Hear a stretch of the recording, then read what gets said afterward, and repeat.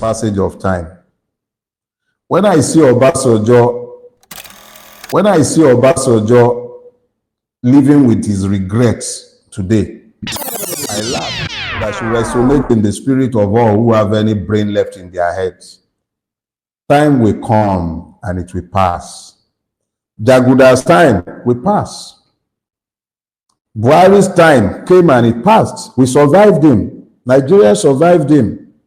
Jaguda's time will pass.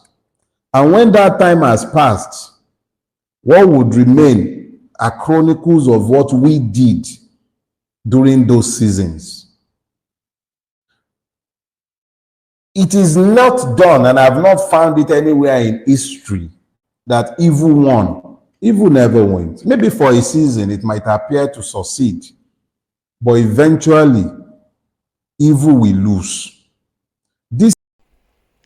Good afternoon, ladies and gentlemen.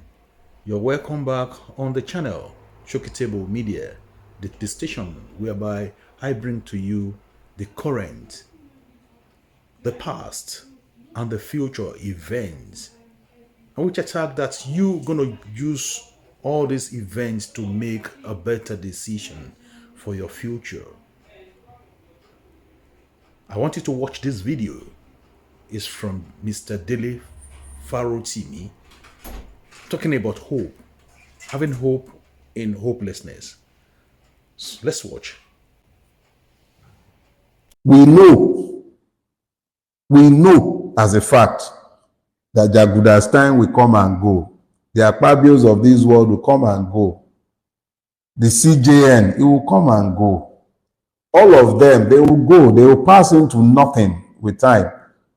We're still flesh, mortal flesh, walking around, but our day will come and we will go. Hatred builds nothing. Ọ̀mùtí gbàgbé ìṣẹ́, ọtí dá ìṣẹ́ ò lọ. The drunk forgets his poverty, but with sobriety will return the consciousness of his poverty. This season will pass, and the truth will always triumph. I need you to understand that. Keep up the hope. Don't let yourself despair. Retain hope. It is the one potent weapon you have in the face of the adversity that Nigeria has become. Retain your hope. Keep your good cheer. It will pass. Every lie eventually dies. It is normal. Eventually, every lie will die. It will perish. This is not going to be an exception. You know, Yorubas have this proverb. I'll use that to close my sermon for the day. They say, "Bí irọ́ lọ́lógún ọdún, ìṣẹ́jú kan lòótọ́ á bá." If the lie travels for 20 years, it takes the truth but a minute to catch up with it. I've sought to explain this to you in the past. When you interpret like that, you lose the essence of what the Yorubas are saying. They are not suggesting that the truth chases after the lie. Nah. The truth remains fixed, immutable, solid, fixed as the northern star. It is the lie that travels. It travels and it might go for years, but because the truth is the truth, it stays in the same place. When the lie with all its peregrination is tired, it comes back to where the truth is staying. That is what they are saying in their proverb. Keep your hope. In spite of the seeming hopelessness of the situation, retain your hope. We survived Abacha. We're here today. We celebrated when Abacha died. We thought we had seen the worst. We survived Buhari. We will survive Tinubu and his cronies. But it is critical that you retain your hope. Do not despair. It is in despairing that the enemy wins. Because when you despair, you give up hope. And in hopelessness, evil becomes normalized. The audacity of your hope is what brings out the demons in them. Keep your hope. In spite of everything, retain your hope. Today, I am speaking to a subject that began to bog my brain in recent time, and that is the seeming futility of demanding change in a place that appears to be deliberate about looking for destruction. Nigeria appears to be locked into a self-destructive trajectory, and he appears to be in love with this trajectory almost to the point of not being interested in changing anything. So the more you try to hope and be hopeful about something good happening, the more everything seems to become worse in this country called Nigeria. Fela is on record. He says, how this country can't get it big yet. You know, at the height of Fela's desperation and disappointment with Nigeria, he just couldn't fathom how it seems that the harder he tried to make people see things, the more difficult and disappointing everything appears to be. But you know me, I'm a man who is generally in love with my definitions because I want you to understand the context of my discussion so that you are better able to either agree with me or, even if you are going to disagree, have some substance to your disagreement. When I say retaining hope in a hopeless place, what do I mean? The place you already know is Nigeria. Nigeria is the place I'm referring to as being hopeless. But what is hope? Hope is defined as a feeling of expectation and desire for a particular thing to happen. So if I'm desiring something to happen, if I have expectations of something happening, you will know that what I am desiring is a better Nigeria, a country that works for all of us, a place where we are citizens and not treated as serfs, a place where the law rules and not the will of men. That is the hope. The hope that you wake up in a country. This country is blessed in every ramification except that it is caused by bad leadership. In fact, zero leadership. It is caused with evil leaders.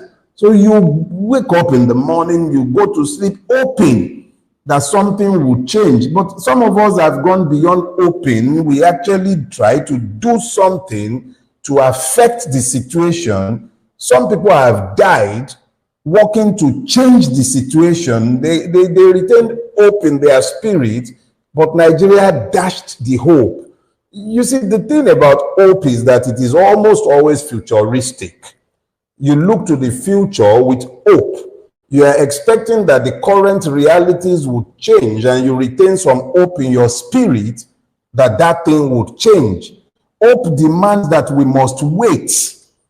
So you know that what you are hoping for might take time, but you take incremental steps in the direction of hope.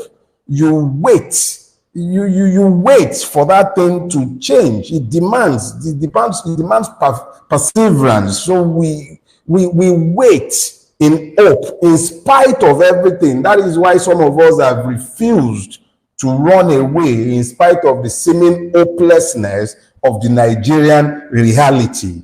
Hope is also found on faith, because most of the time there is nothing of substance to touch when you are looking to Nigeria. There is nothing about Nigeria suggests that you should have any hope in the country, but we continue to hope, and it is a function of faith. The Bible defines faith, I think, succinctly when it says that it is the substance of things not seen, the evidence of things hoped for. You hope in faith that things would change. And if you must have faith, there is almost always a linkage to a belief in God. Do not confuse this with religion. I am not a religious person, but I do believe in the existence of God. I know those of you, my atheist friends, who are very, very intelligent, have rationalized that there is no God, and I'm not having a religious discussion with you. I am simply saying that there is an alignment between faith and godliness. And then if you have hope, you almost always believe in the existence of God. Now, When you now look at all of these and then you ask yourself, what then is hopelessness? It is having no expectation of good or success. And that is what Nigeria demands of us. It says that we shouldn't hope.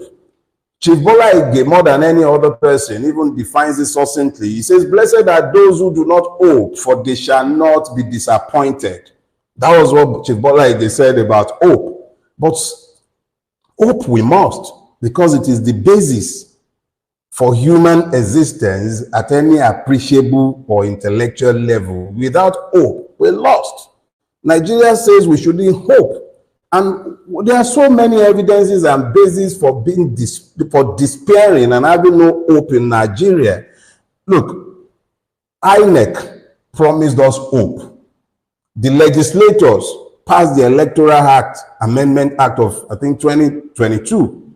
And it says they promised us. You see, that's the promise, hope and promise. They work hand in hand. They promised. They said, oh, electoral results will be transmitted from the polling unit level. And this hope was backed up by a promise made by the fraudulent Yakubu. He promised us, he rekindled our hope. And we started hoping against hope that he will keep his promise. You remember what happened when he broke his promise? Right when everybody was sleeping, Yakubu came out and said, go to court. The most brazen declaration of hopelessness ever heard from the mouth of a public servant, or a person who should be a public servant but is essentially an evil servant. He said, go to court. St. Augustine said something. I quoted him 7 years ago to the day. He said, in the absence of justice, what is sovereignty but organized robbery? Nigeria has become essentially a place that is organized for robbery. So it's a crime scene. Let me repeat that quote. In the absence of justice, sovereignty becomes nothing short of organized crime. I'm paraphrasing him. That quote is about 1,000 years old. It came to Nigeria to find resonance.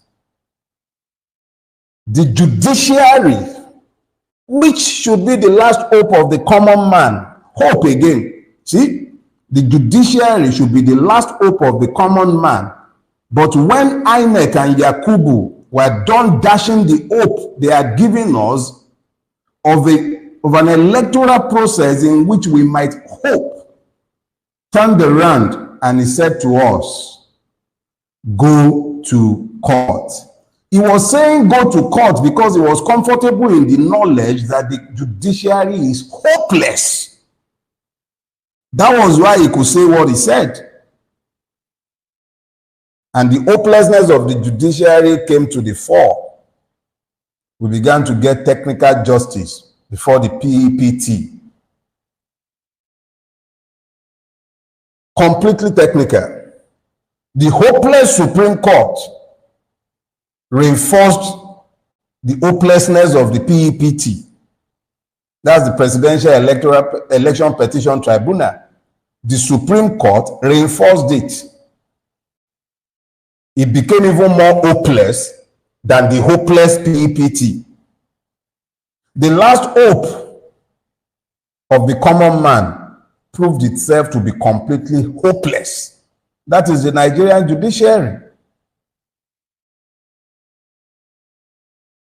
Now, the final nail in the coffin of that hope was the inability of what I had once believed to be the most conscious layer of the Nigerian revolutionary movement to find common purpose with the expression of the public will. In a place like Nigeria, where rigging has become the order of the day, it was very possible for INEC, in spite of everything, to still credit the winner of the election with over 6 million votes without showing the workings.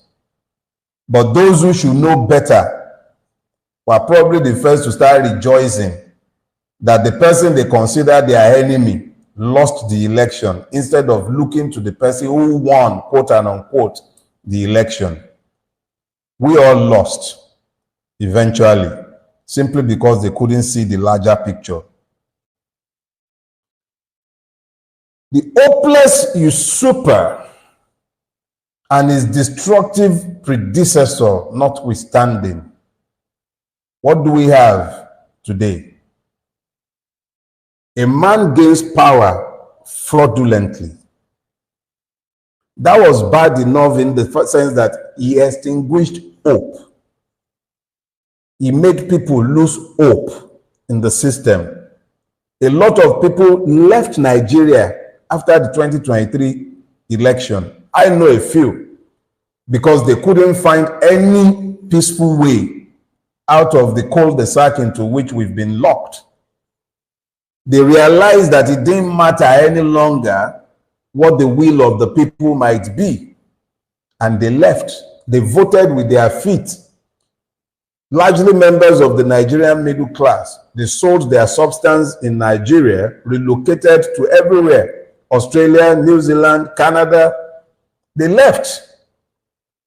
They left because the situation had become so hopeless.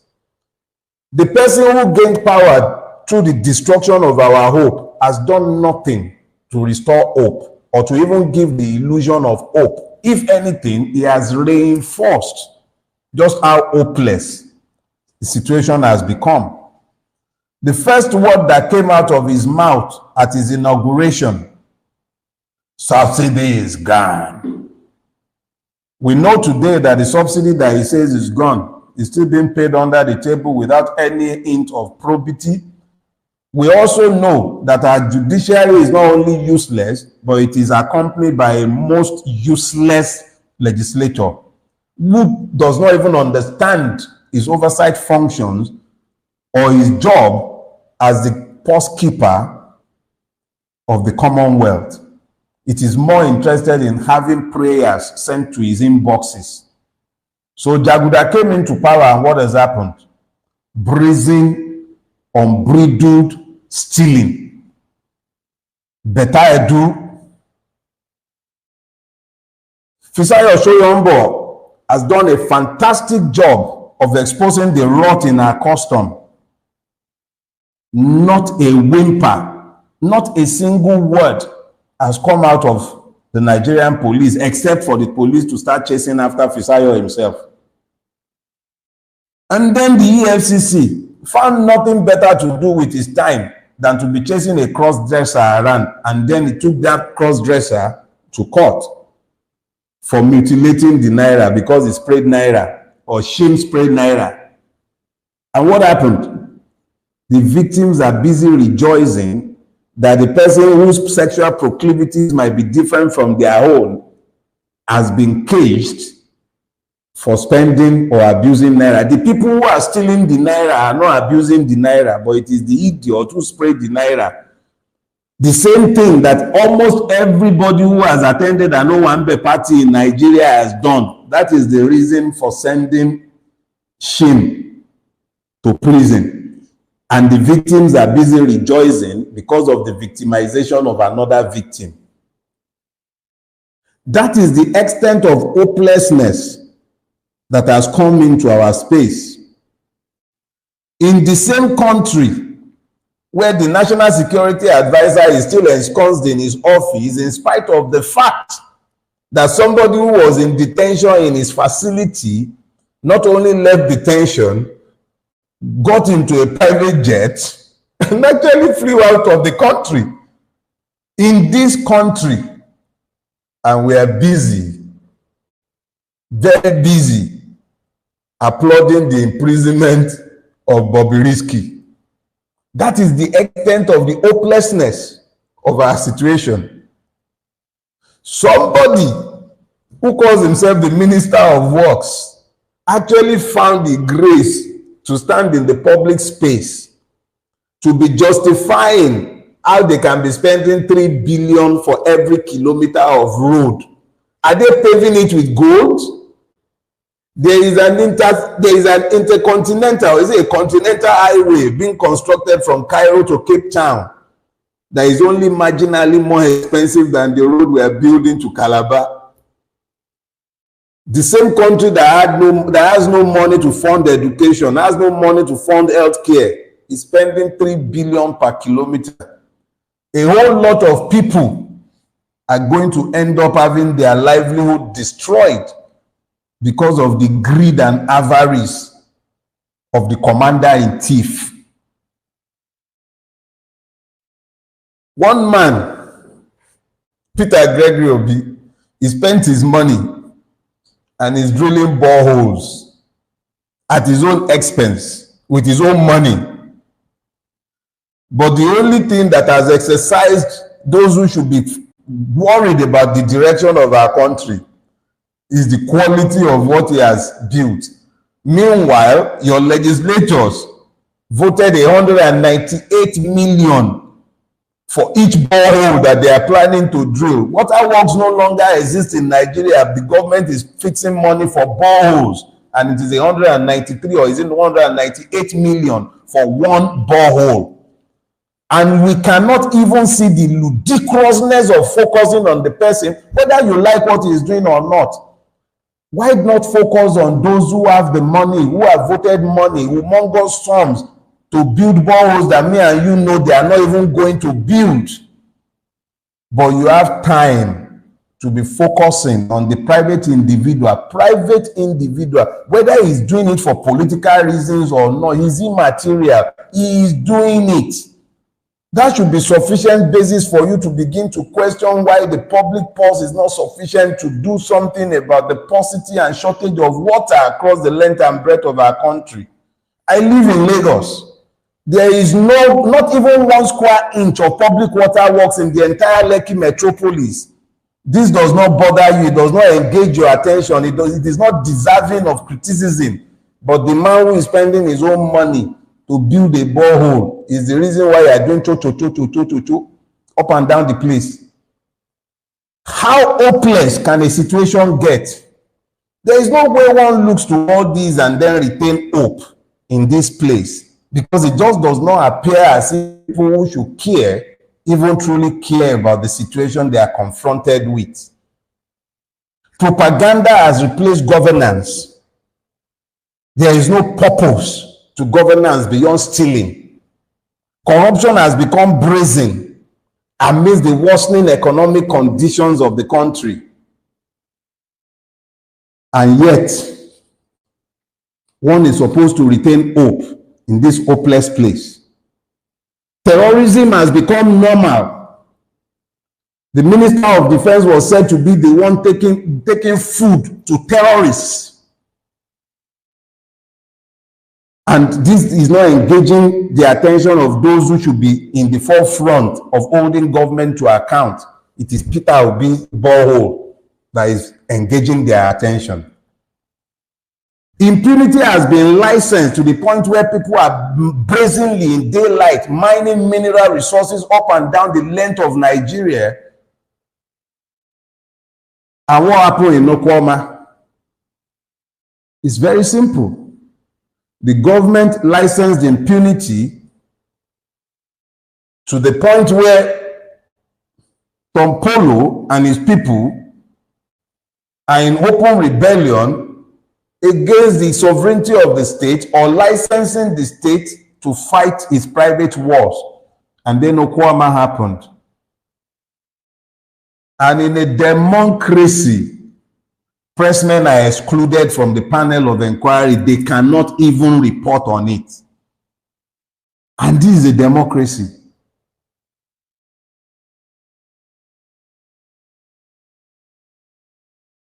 What has happened to conventional resistance? What has become of the voices that used to speak truth to power in our space? The opposition movement has become so completely divided that it cannot even find common ground in spite of the fact that we are facing common threats. Bigotry has become so ingrained that victims cannot even recognize the commonalities of the afflictions of the persons that they are deriding. That a person is Yoruba is enough reason for you to hate him. That a person is Igbo is enough reason for you to hate him. That somebody is even saying something different from what you want to hear is enough reason for you to label the person in order to remove his humanity. My father was an Ijesha man from Imesile. So was his mother and his father, both from the same Imesile in Osun State. My mother is from Fiditi in Oyo State. So was her father and her mother, Olukole, from Ile Olukole in Fiditi. I went to Fiditi Grammar School, and yet some morons will turn around in order to delegitimize what I am saying. Say, oh, his mother is Igbo. So what if my mother is Igbo? But she's not. But it is convenient for you to delegitimize my voice by labeling me. That is the extent of the dumbness that has assailed us and is afflicting us today in Nigeria. It is enough to label a man in order to silence his voice. What has become of us? How easy it is to despair when one looks at the madness that has overtaken our land. Bigotry has rendered us impossible, has rendered us incapable of seeing what we should see. All you need to do to silence a man is to give him a label. The content of his character does not matter any longer. What happened to common purpose? But in the midst of all of these, remember what I said. Retaining hope in a hopeless place. We must retain hope. Because without hope, everything is lost. We might as well be dead if we can no longer hold on to hope. Yorubas have a proverb, and I'll share it with you. It says, "Ẹni tí eégún ń lé kó kú ìrọ́jú, torí bó ṣe ń rẹ ará ayé, bẹ́ẹ̀ náà ló ń rẹ èrò ọ̀run." Those pursued by the ancestral mask, the masquerade, should keep hope. Because as the human being running from the mask tires, so does the man who is ensconced in the ancestral mask. One thing I need us all to understand is this. There is one thing over which none of us have any control. Thank you for your time, and thank you for watching.